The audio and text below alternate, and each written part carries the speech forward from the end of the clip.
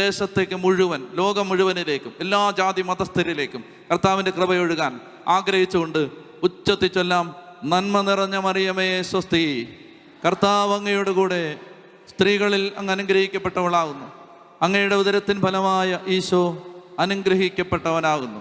പരിശുദ്ധ മറിയമേ തമ്പുരാൻ്റെ അമ്മേ, പാപികളായ ഞങ്ങൾക്ക് വേണ്ടി ഇപ്പോഴും ഞങ്ങളുടെ മരണസമയത്തും തമ്പുരാനോട് അപേക്ഷിച്ചു വരണമേ. ആമേൻ. ഹല്ലേലൂയാ. അപ്പം എത്രത്തോളം ഈ നന്മ നിറഞ്ഞ മറിയം ചൊല്ലുന്നോ അത്രത്തോളം കർത്താവിൻ്റെ കൃപയും സ്നേഹവും സാന്നിധ്യവും ആശീർവാദവും നമുക്ക് കിട്ടും. ചെത്തി പറഞ്ഞേ ഹല്ലേലൂയാ, ഹല്ലേലൂയാ.